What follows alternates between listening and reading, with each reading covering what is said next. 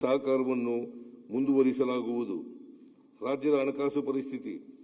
ಕರ್ನಾಟಕವು ತನ್ನ ಸದೃಢ ವಿತ್ತೀಯ ನಿರ್ವಹಣೆ ಮತ್ತು ಸಂಪನ್ಮೂಲ ಕ್ರೋಢೀಕರಣ ಸಾಮರ್ಥ್ಯದೊಂದಿಗೆ ಮುಂದೆ ಸಾಗುತ್ತಿದೆ. ಆದಾಗ್ಯೂ ಕೇಂದ್ರ ಸರ್ಕಾರವು ಜಾರಿಗೆ ತಂದ ತೆರಿಗೆ ನೀತಿ ಬದಲಾವಣೆಗಳಿಂದ ರಾಜ್ಯದ ರಾಜಸ್ವ ಸಂಗ್ರಹಣೆಗೆ ಸವಾಲುಗಳು ಎದುರಾಗಿವೆ. ಈ ಸವಾಲುಗಳ ನಡುವೆಯೂ ನಮ್ಮ ಸರ್ಕಾರವು ಕೈಗೊಂಡ ಪರಿಣಾಮಕಾರಿ ಸಂಪನ್ಮೂಲ ಕ್ರೋಢೀಕರಣ ಕ್ರಮಗಳ ಫಲವಾಗಿ ರಾಜ್ಯದ ಸ್ವಂತ ರಾಜಸ್ವ ಸಂಗ್ರಹಣೆಯಲ್ಲಿ ಸ್ಥಿರತೆ ಸಾಧಿಸಲಾಗಿದೆ.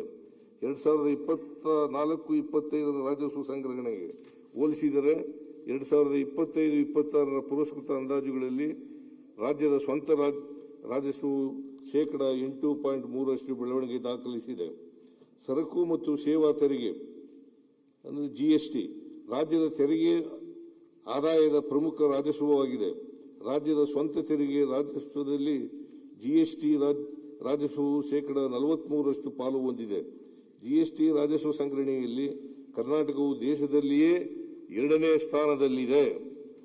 ಕೇಂದ್ರ ಸರ್ಕಾರವು ಆರ್ಥಿಕ ವರ್ಷದ ಮಧ್ಯದಲ್ಲಿ ಅನಿರೀಕ್ಷಿತವಾಗಿ ಜಿಎಸ್ಟಿ ದರ ತರ್ಕಬದ್ಧಗೊಳಿಸಿದ್ದರಿಂದ ರಾಜ್ಯದ ರಾಜಸ್ವ ಸಂಗ್ರಹಣೆಯು ಮತ್ತಷ್ಟು ಇಳಿಕೆಯಾಗಿದೆ.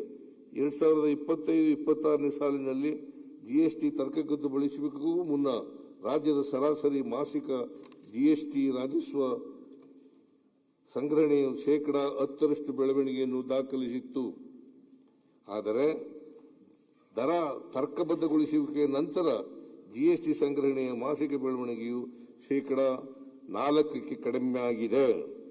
ಪ್ರಸ್ತಾವಿತ ದರ ಪರಿಷ್ಕರಣೆಯಿಂದ ಪ್ರಸಕ್ತ ಸಾಲಿಗೆ ರಾಜ್ಯದ ಜಿಎಸ್ಟಿ ಸಂಗ್ರಹಣೆಯ ಅಂದಾಜು 10,000 ಕೋಟಿ ರುಗಳ ಕೊರತೆ ಉಂಟಾಗಿದೆ. ಮುಂದಿನ ವರ್ಷದಲ್ಲಿ 15,000 ಕೋಟಿ ರುಗಳ ರಾಜಸ್ವ ಕೊರತೆಯನ್ನು ಅಂದಾಜಿಸಲಾಗಿದೆ. ರಾಷ್ಟ್ರೀಯ ಮಟ್ಟದಲ್ಲಿಯೂ ಸಹ ಜಿಎಸ್ಟಿ ರಾಜಸ್ವ ಸಂಗ್ರಹಣೆಯು ನಿರಾಶಾದಾಯಕವಾಗಿದೆ.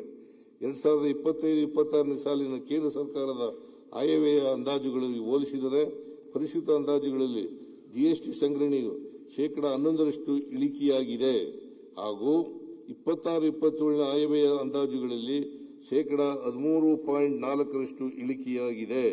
ಇದನ್ನು 2024-25 ವಾಸ್ತವ ಸಂಗ್ರಹಣೆಗಿಂತಲೂ ಕಡಿಮೆಯಾಗಿದೆ. ದೇಶದ ಜಿಎಸ್ಟಿ ಸಂಗ್ರಹಣೆಯು ಪ್ರಸಕ್ತ ಸಾಲಿನಲ್ಲಿ 1.3 ಲಕ್ಷ ಕೋಟಿ ರುಗಳು ಮತ್ತು ಮುಂದಿನ ವರ್ಷದಲ್ಲಿ 2 ಲಕ್ಷ ಕೋಟಿ ರುಗಳು ಕೊರತೆಯಾಗಲಿದೆ. ಇದರ ಪರಿಣಾಮವಾಗಿ ರಾಜ್ಯಗಳಿಗೆ ನೀಡುವ ತೆರಿಗೆ ಹಂಚಿಕೆಯು ಕಡಿಮೆಯಾಗಲಿದೆ. ಜಿಎಸ್ಟಿ ಸಂಗ್ರಹಣೆಯಲ್ಲಿನ ಕುಸಿತದಿಂದ ರಾಜ್ಯಗಳಲ್ಲಿನ ಹೆಚ್ಚಿನ ಹಣಕಾಸು ಒತ್ತಡ ಉಂಟಾಗಿದೆ. ತೆರಿಗೆ ರಚನೆಯಲ್ಲಿನ ಬದಲಾವಣೆ ಮತ್ತು ಜಿಎಸ್ಟಿ ದರ ತರ್ಕಬದ್ಧಗೊಳಿಸುವಿಕೆಯು ಕೇಂದ್ರ ಸರ್ಕಾರಕ್ಕಿಂತ ಹೆಚ್ಚಾಗಿ ರಾಜ್ಯಗಳ ರಾಜಸ್ವ ಸಂಗ್ರಹಣೆಯ ಮೇಲೆ ನೇರವಾಗಿ ಪ್ರಭಾವ ಬೀರಿದೆ. ರಾಜ್ಯಗಳ ರಾಜಸ್ವ ನಷ್ಟವನ್ನು ಎದುರಿಸುತ್ತಿರುವ ಸಂದರ್ಭದಲ್ಲಿ ಮಾದಕ ವಸ್ತುಗಳು ಮತ್ತು ಐಷಾರಾಮಿ ವಸ್ತುಗಳ ಮೇಲೆ ಸೆಸ್ ಮತ್ತು ಇತರ ತೆರಿಗೆಗಳನ್ನು ವಿಧಿಸುವ ಮೂಲಕ ಕೇಂದ್ರ ಸರ್ಕಾರವು ರಾಜಸ್ವವನ್ನು ಸಂಗ್ರಹಿಸುತ್ತಿದ್ದು, ಈ ಆದಾಯದ ಸಂಪೂರ್ಣ ಮೊತ್ತವು ಕೇಂದ್ರ ಸರ್ಕಾರದ ಬೊಕ್ಕಸವನ್ನು ಸೇರಲಿದೆ. ಜಿಎಸ್ಟಿ ದರ ತರ್ಕಬದ್ಧಗೊಳಿಸುವಿಕೆಯನ್ನು ರಾಜ್ಯ ಸರ್ಕಾರ ತಾತ್ವಿಕವಾಗಿ ಬೆಂಬಲಿಸುತ್ತದೆ. ಆದರೆ ಇದರಿಂದ ರಾಜ್ಯಗಳಿಗೆ ಉಂಟಾಗುವ ರಾಜಸ್ವ ನಷ್ಟವನ್ನು ಪರಿಹರಿಸುವುದರ ಜೊತೆಗೆ ರಾಜ್ಯಗಳ ಹಿತಾಸಕ್ತಿಗಳನ್ನು ಕಾಪಾಡುವ ಉದ್ದೇಶದಿಂದ ಕರ್ನಾಟಕವು ಇತರ 7 ರಾಜ್ಯಗಳೊಂದಿಗೆ ಸೇರಿ ಜಿಎಸ್ಟಿ ಮಂಡಳಿ ಜಂಟಿ ಜ್ಞಾಪಕ ಪತ್ರವನ್ನು